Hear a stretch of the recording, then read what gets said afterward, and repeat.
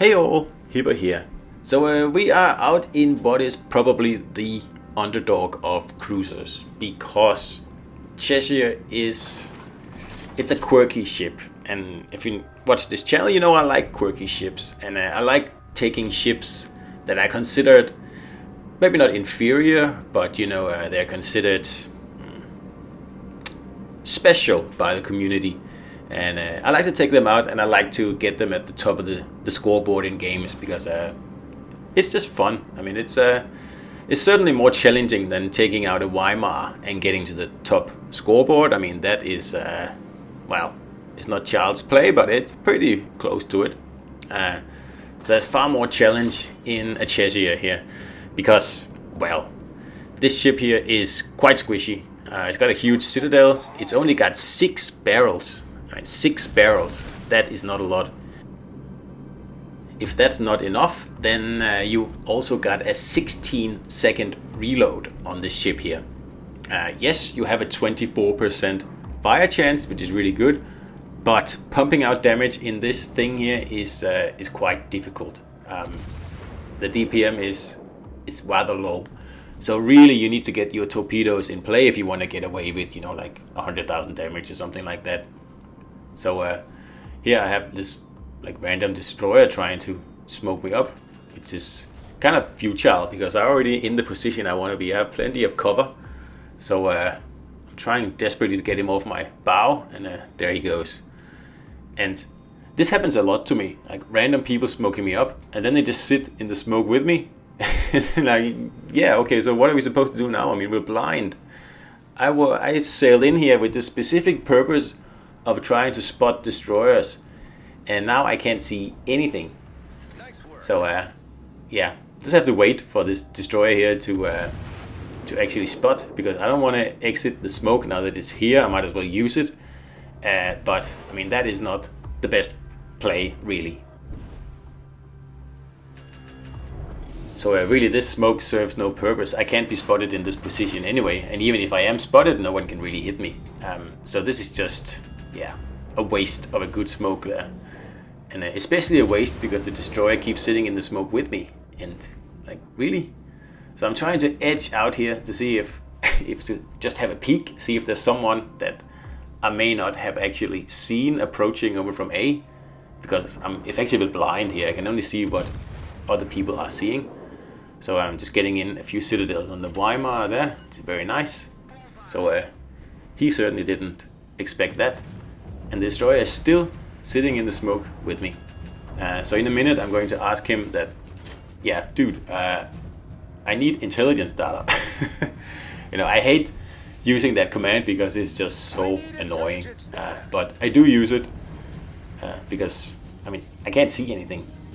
And we have capped, so it's time to move on here. So I'm a big fan of the British heavy cruisers, and also the light cruisers actually, if we are speaking Edinburgh and Minotaur. Anything below that I don't find a lot of fun in that. Even Fiji, it's a good ship, I just don't think it's fun to play. But Edinburgh, Albemarle, Surrey, Cheshire, Exeter, nice little citadel there, but not really as many citadels as I hoped for. Okay, like I said, the heavy British cruisers I like, and now that we have a light British cruiser in the legendary tier, I am sort of hoping that we might get a heavy one soon. I don't know what that would actually be. I'm assuming Drake, perhaps, or I don't know.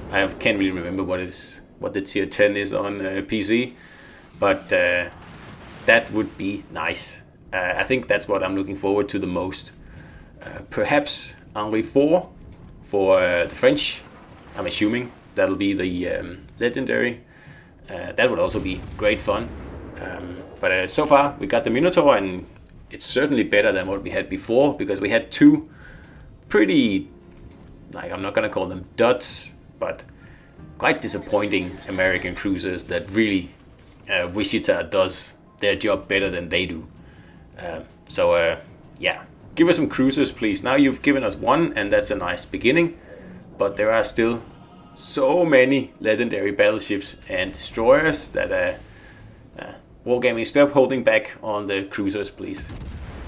So I'm trying to get some nice citadels in on this Indy here, and it's just not working out for me.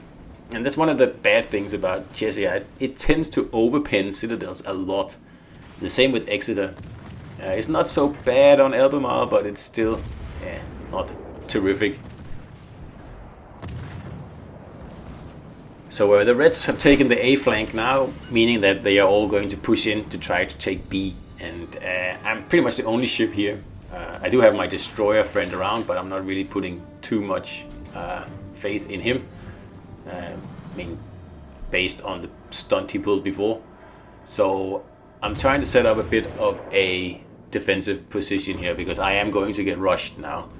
And that's a good thing in Cheshire, because this ship here is so maneuverable up close, and especially if you are facing lots of torpedo attacks, like this ship here just does so well in avoiding them. So we of course have the sonar on, so we can keep an eye on that Indianapolis there, and finally got another citadel on the Gal over here. So at the same time, I'm just gonna keep my eye on the Indy. I know he doesn't have torpedoes, and I do. That's why he's a little bit timid. He doesn't really want to face me. But of course, I don't mind facing him. I just gotta make sure I don't face him, you know, full broadside on, because the Indianapolis AP is pretty nasty, and Cheshire doesn't like AP like that up close. So it's a bit of a cat and mouse thing here. And really, I do have an agile build on the ship in this battle here. And I mean, sometimes, I mean, it's all situational. Sometimes an agile build is the best thing you could possibly put on your ship. But in a battle like this, I would probably have preferred to have Fraser on this ship here. That would just allow me to do more damage, really. Because as soon as the game started, I got into this position. I've been pretty much just sitting here ever since. So if I had a little bit of extra AP damage and AP pen, another citadel there, then yeah, things would be a little bit better. So I was trying to trick him with the first torpedo there to try to make him turn in, and then I saved the last two for later, and that turned out wonderful. And this is exactly the reason I don't like cruisers without torpedoes. For situations like this, the torpedo cruiser is usually the one that walks away. So this gameplay in this battle here with Cheshire is very reminiscent of Hipper, actually, where you get into a good position early on, you dig in, and you just make the red team waste lots of time and resources on trying to remove you from your position. That way you can hold on for a very long time. I mean, I've been sitting here, 10 minutes now, and just you know, leisurely picking off anyone who tried to disturb my peace in here. So now there's a battleship covering the other two guys, which is quite annoying. And this is good battleship play. I mean, he's at a pretty good range, 11 kilometers, meaning that he can hit me if he wants to. So as soon as I get spotted, I know that battleship is going to take shots at me. So that's why I have to be a little careful. But at the same time, I have to remove this destroyer here. I mean, I'm pretty sure he's here, and now he's capping the area. That means he is right on the other side of this island here. And I'm just waiting for my sonar to come back, basically. And like I said before, this ship has a 16-second reload. And yeah, it makes it a pretty poor destroyer killer. It's a very good destroyer hunter, because you have a very nice sonar, and it's very adept at avoiding torpedoes, like I said before. So we're just gonna pop the sonar on as soon as we can, so we can keep this destroyer spotted, because my destroyer has smoked up. And these are situations where Cheshire is just a wonderful ship. You can catch an enemy destroyer in a situation like this. I mean, he is totally outnumbered now, and I'm keeping him spotted with my sonar. And I believe this play here pretty much saved the cap. So I'm just gonna run him off now. He's very low on health, and like I said, 16-second reload. We got a fire on him there running away, but it is a difficult ship to kill destroyers in. You do have to rely on your team a bit. So I don't want to go too far out here because that Tennessee is just waiting to pick me off. So instead I'm going to take on the Gal here because I can tell on the map that he is not in a position to fire torpedoes, meaning that I should be able to wipe him off the map. If not with my guns, then at least with a few well-placed torpedoes, because he really doesn't really have anywhere to run. So we're just going to steam out here and see how he's actually positioned. And sure enough, he's in no position to fire torpedoes, but obviously I am.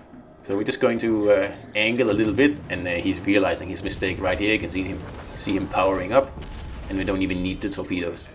But of course, the battleship has got us aimed right now, so I gotta make absolute sure I don't buy it from this incoming salvo here, which I know is coming. And with an agile build, it's not that much of a problem. He does get one hit in. Yes, that was actually a lot of guns that he fired, and he ripple fired, which is a very smart thing when you're facing agile cruisers. So the B cap is won. There's just the battleship left and some destroyer somewhere. So we are ahead on points, but there's still 3.5 minutes left, so I can't really run away yet. I could just, put some distance between myself and this battleship here, but with the destroyer around, he could still cap the B cap and actually end up, winning on points. So if you can accept the fact that in Cheshire you are unlikely to get away with like 150,000 damage games, 200,000 damage games, then it is a really fun ship to play. Of course, it's not an HE spammer by far. I mean, it has slower reload than some battleships, and it's not particularly tanky.